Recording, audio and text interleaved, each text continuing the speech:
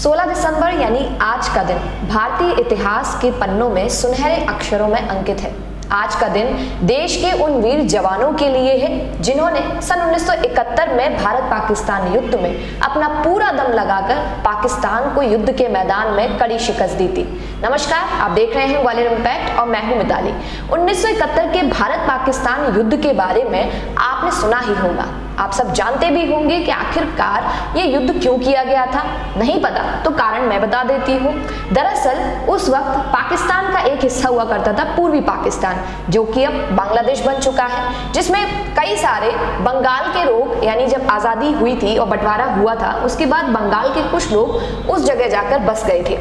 उन लोगों को अपना अलग देश बनाने के लिए पाकिस्तान से अलग होना पड़ा, जिसके चलते कई सारी कॉन्स्पिरेसी हुई, कई सारी प्रॉब्लम्स आई और उस प्रॉब्लम में इंडिया ने साथ दिया किसका? बांग्लादेश का, उन्हें एक स्वतंत्र देश बनाने के लिए। 1971 के युद्ध में बेसिकली इंडिया ने एक बहुत बड़ा योगदान दिया पाकिस्तान के साथ इस युद्ध को करके। उन्होंने न सिर्फ बांग्लादेश को आज़ाद कराया बल्कि पाकिस्तान को युद्ध में यह भी बताया कि भारतीय सेना किसी भी तरह से किसी भी कौशल में पीछे नहीं है।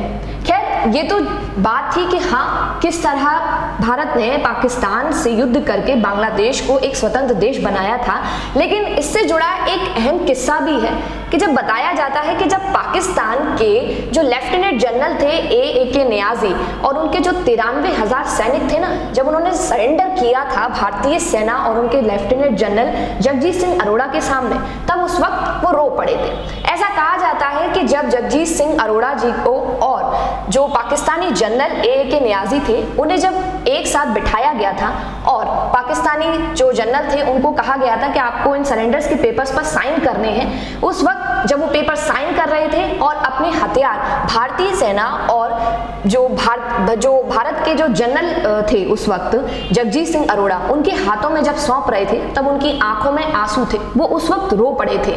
वहीं दूसरी तरफ नियाजी जब उस वक्त ढाका पहुंचे थे, ये पूरा का पूरा जो सरेंडर था ये ढाका में हुआ था और उस वक्त ढाका में नियाजी का विरोध करते हुए लोग इतने गुस्से में थे कि वो उन्हें मार डालना चाहते थे, लेकिन कैसे भी करके भारतीय आर्मी ने नियाजी को उस जगह से सुरक्षित बाहर निकाला था। वहीं उसी तरफ उस वक्त हमारे देश के प्रधानमंत्री इंदिरा गांधी संसद भवन के ऑफिस में एक इंटरव्यू दे रही थी। उसी दौरान जनरल मानेक शॉ ने उन्हें फोन कर भारत की जीत की खबर दी। इंदिरा गांधी इस खबर को सुनते ही खुश हुई और तत्काल लोकसभा पहुंची, जहां उन्होंने भरे हंगामे के बीच भारत की जीत की घोषणा की। पूरा सदन ये बात सुनकर के खुशी से झूम उठा और सदन में जश्न मनना शुरू हो गया। हालांकि इस युद्ध में हमारे देश के तकरीबन 3500 भारतीय सैनिक शहीद हो गए थे और 9,551 सैनिक घायल हो गए थे। उसी दिन से हमारे देश के शहीदों को नमन करने और पाकिस्तान पर भारत की जीत को मनाने के लिए आज का दिन विजय दिवस के तौर पर मनाया जाने लगा। हमारे देश के जवानों ने तो देश के लिए बलिदान दिया, लेकिन हम आपसे एक बलिदान नहीं बल्कि एक छोटा सा सपोर्ट चाहेंगे हमारे चैनल को सब्सक्राइब करने का। तो इसी तरह के इन्फॉर्मेटिव कंटेंट के लिए आप हमारे चैनल के साथ जुड़े रहिए, हमें सब्सक्राइब कीजिए और देखते रहिए ग्वालियर इम्पैक्ट। कैमरामैन अभी वर्मा के साथ मैं हूँ मिताली। नमस्कार।